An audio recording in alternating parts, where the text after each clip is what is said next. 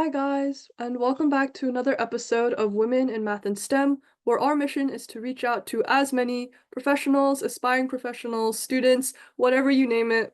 We try to reach out to them, who essentially support the initiative of bringing more women and young girls into the STEM field. So, with that being said, as always, feel free to open up the description or transcript to better follow along, and I hope you enjoyed this episode. Hello, and thank you so much for coming today to this episode and talking with me. Just to sort of start off, do you mind introducing yourself as well as talking about your career journey and what sort of exactly led you or lead you to become the founder and CEO of Rewriting the Code? Thank you so much. I'm so excited to chat with you today.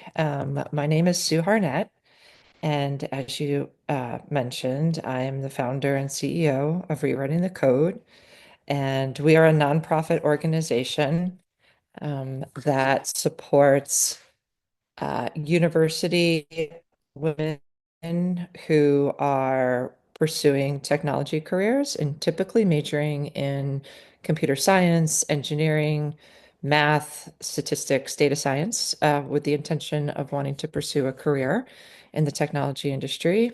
And we also support women who are in the workforce, who have, graduated with those degrees and up until about 6 years of experience. So it's about a 10-year window, about 18 years old, roughly to 28 years old.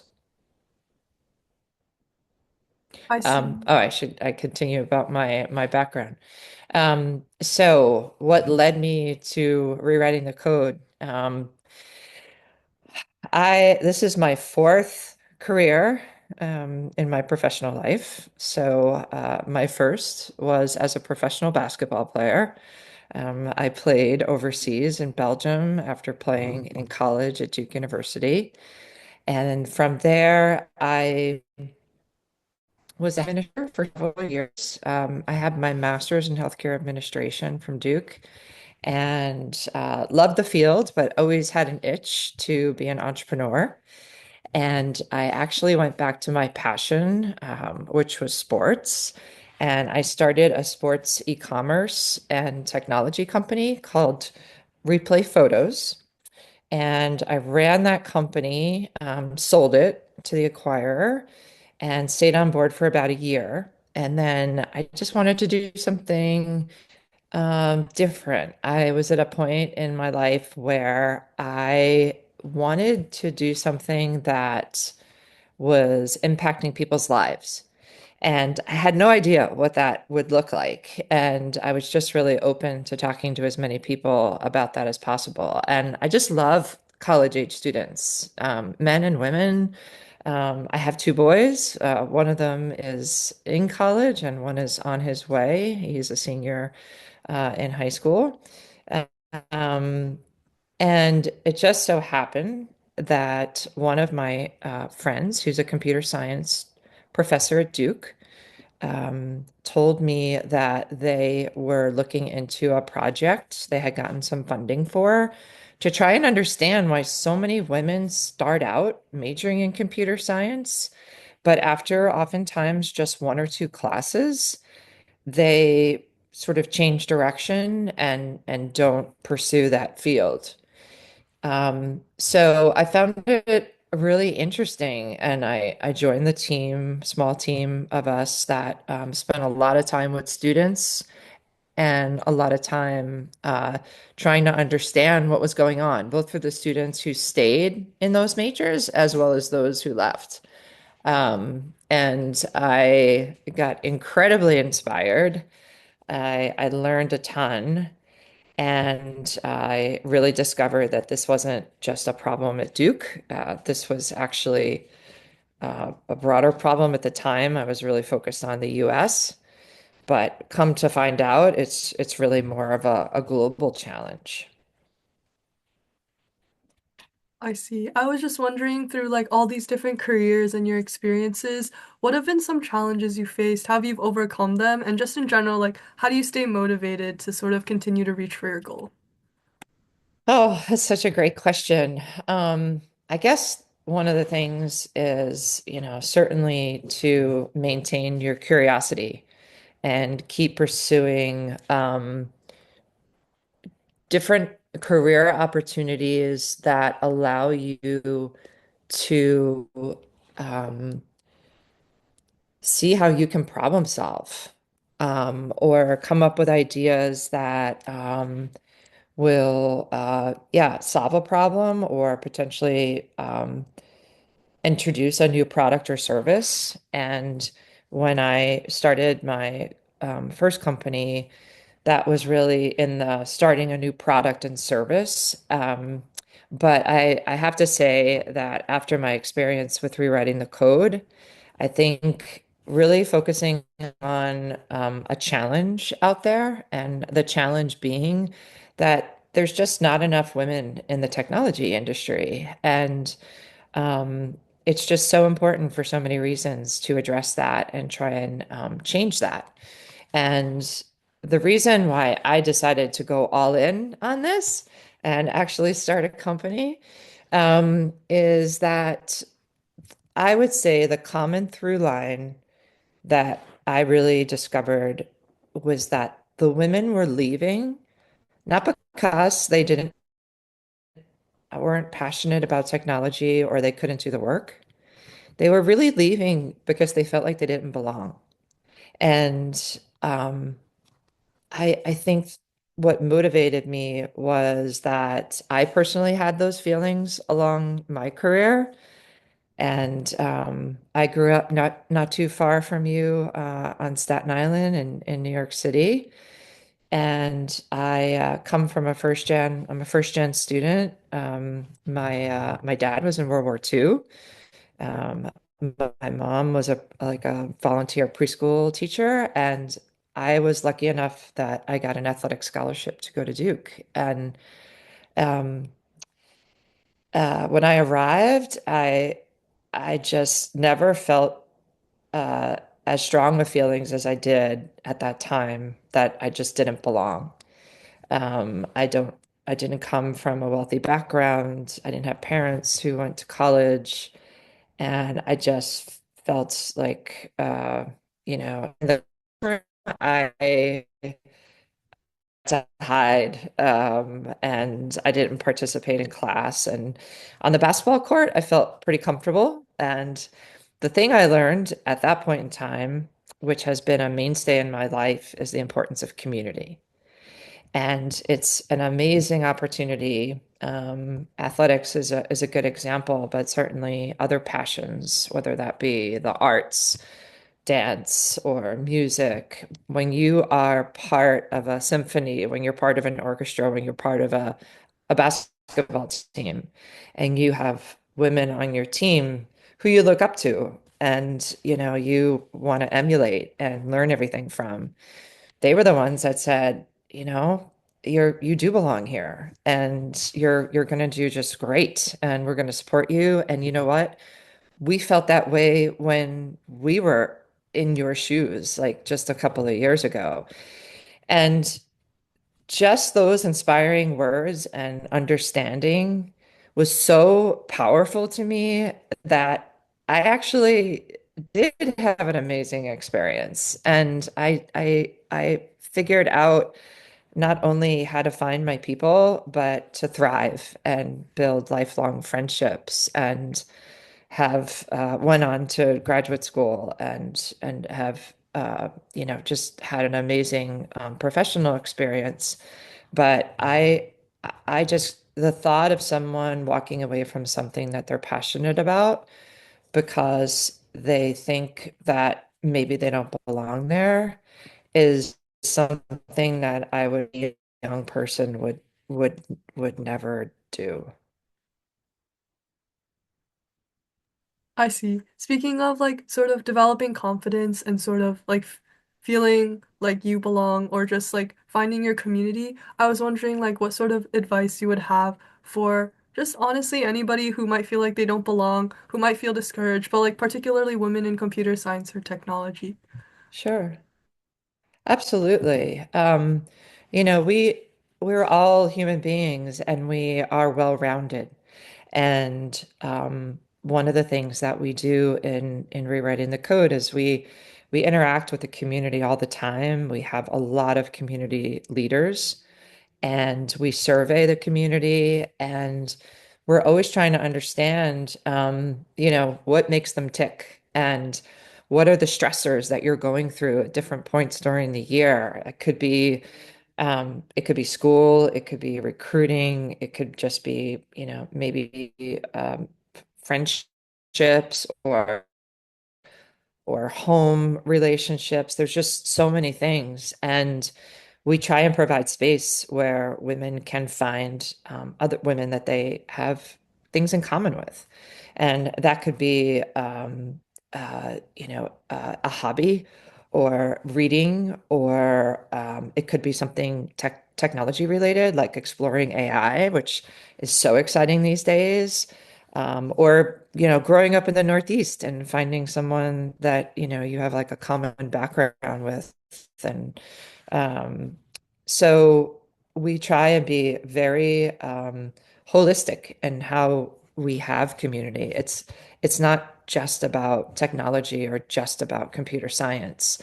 And I think if you can first and foremost find friends, women that you share interests with, and then on top of that, that you also have a passion for technology, then you can kind of find your people and who you want to spend time with and who you want to explore with. And I would highly encourage women to not feel like they have to go through school or life like on their own. Like, I think it's really important to be part of a community, just like it was important for me to be, really like part of a team because you're all striving for the same goals. And it's a heck of a lot more fun if you can do it with other people that share your interests. That makes sense. I was also just wondering, like, speaking about community and speaking about leadership and friends, what exactly can people like in a community do, or like maybe what can leaders in the tech industry do to make their community like more welcoming and more open to like people who may not be sure, just want to explore, or who feel like they might not belong? That is such a good question. I think part of it is that from the younger person perspective, like maybe students, a lot of the students that we work with, you have to put yourself out there, and not be afraid to just talk with people.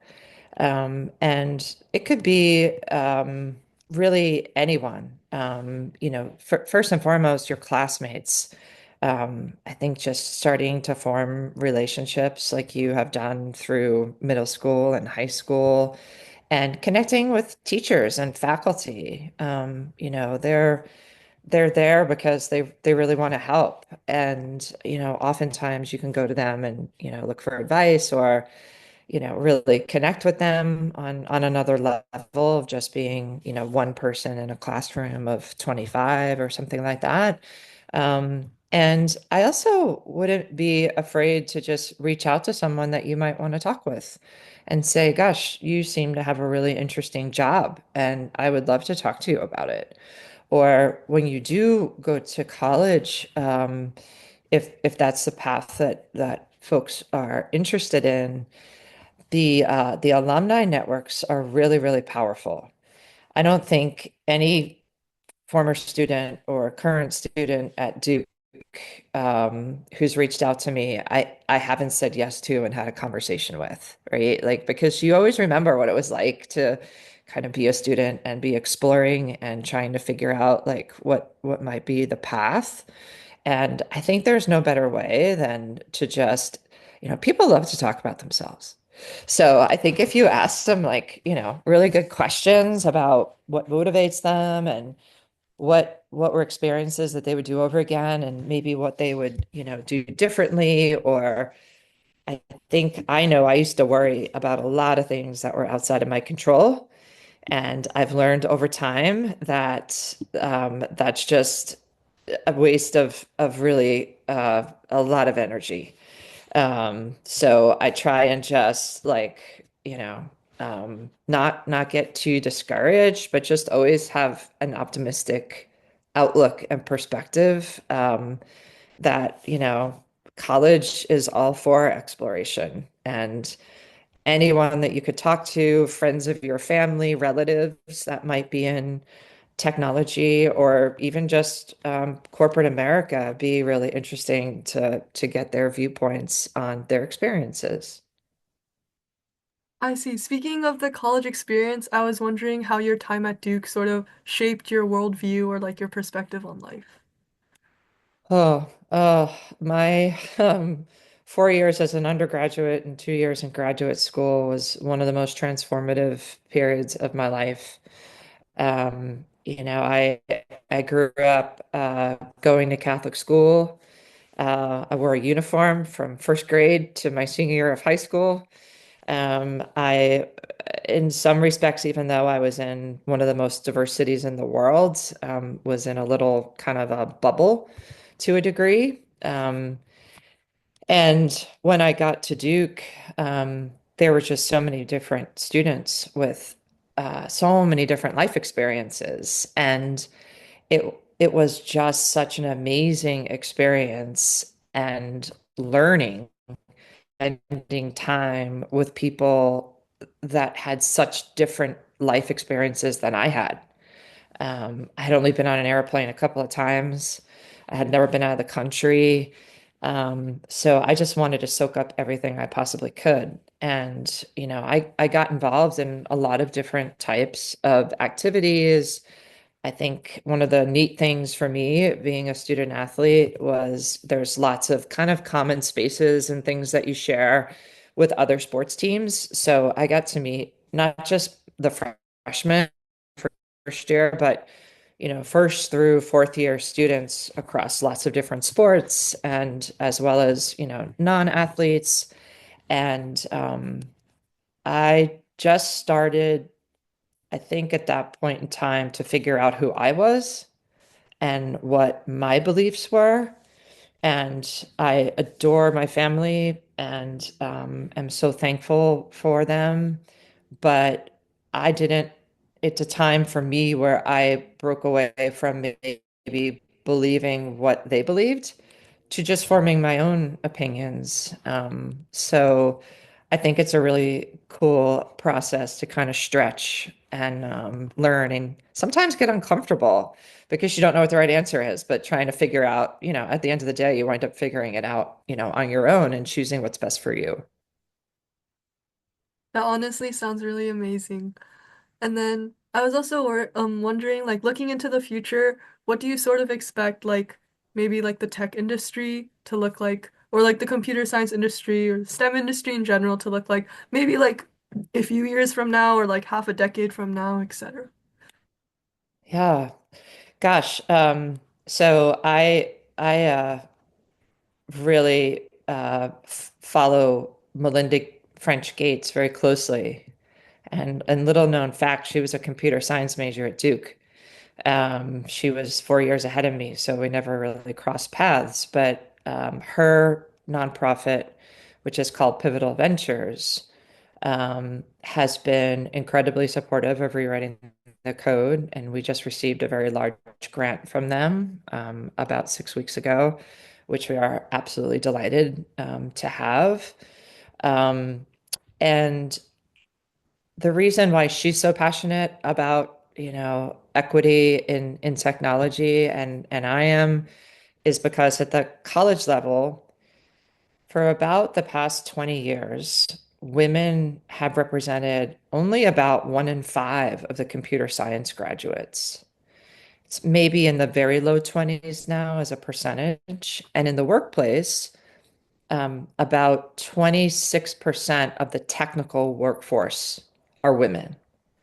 And, those numbers aren't really where they should be. And I look at it from the standpoint that if I'm a company, um, I think shareholders really motivate a lot of CEOs and, leaders of organizations and their boards. And I would think that you want to offer your services or sell your product, whatever your business model is, to the largest consumer group that you possibly could. And if you're going to do that, then the engineers who are making the products and services should be representative of your end consumer. Because I think it is a tragic mistake for anyone to ever think that they could anticipate someone else's needs, whether that be on a gender perspective or a life experience perspective, ethnicity, cultures. The beautiful thing about this country is that, it's a really diverse place. But from a societal perspective, a lot of men have been in charge for a long time. And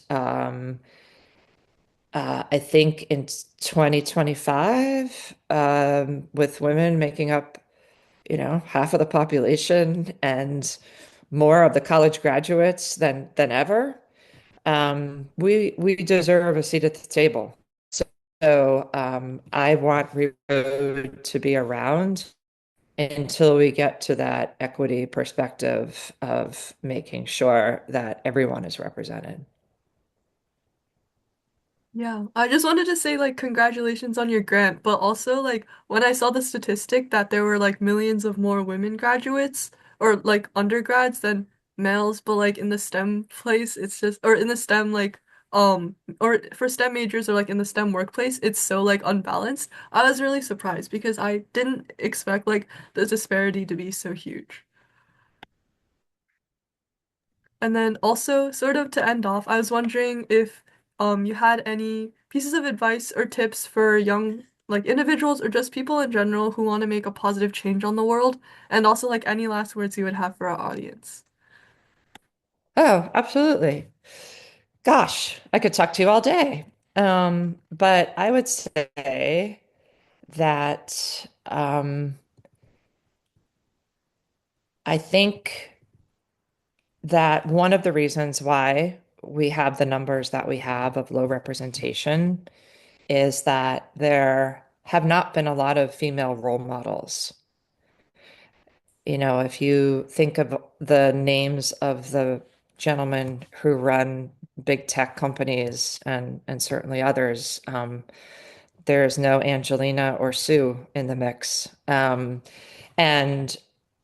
I think it's really important to find women who you can follow.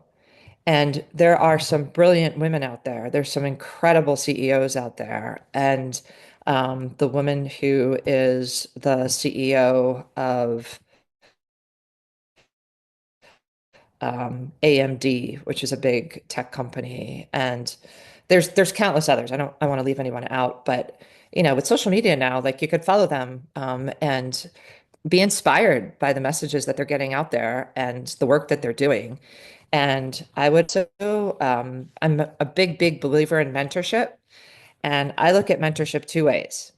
One is, I think oftentimes the younger person in the relationship feels like it's a one way, like they're just mentoring, they're being mentored by someone with more experience. But as someone who is in mentorship relationship and has mentors and had mentors, I get more out of the young people that I get to connect with than they probably get out of me. You're 18 and you're running a podcast, and I wouldn't even know how to go about starting something like that. And you've got amazing perspective being part of Gen Z, which I have two Gen Zers, but I'm not one, and I get constituents that we are trying to represent. And the only way to do that is to give all of you a platform in which to speak your mind and talk about what works, what doesn't work, and how your needs need to be met. So that's what we're trying to do in our organization. And it kind of takes everyone. It takes parents really believing in what you want to do. And it takes, faculty and friends and aunts and uncles, just think anyone who loves you and knows you and cares about you, being able to get fuel from them and not let some of the distractions and the noise of anyone who ever was to say you couldn't be or do what you want to do as a young person is 100% wrong because you could really be and do whatever you want to. Wait, that's such a good message. And like, thank you so much once again for being able to make it today and sharing your story with all of us. And yeah, it was absolutely phenomenal. Thank you so much. Thank you. Thank you for having us and or me.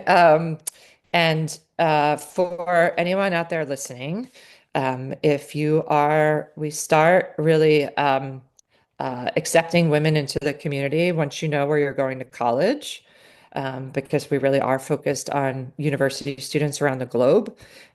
So once you know where you're going to school and then you think you might want to go into technology, I really hope you would join the community. We have 33,000 women from 157 countries as part of rewriting the code. And the coolest part of the whole thing is just getting to know other people who love what you love. So I hope I will get to know some of the people who are tuning in today in the future.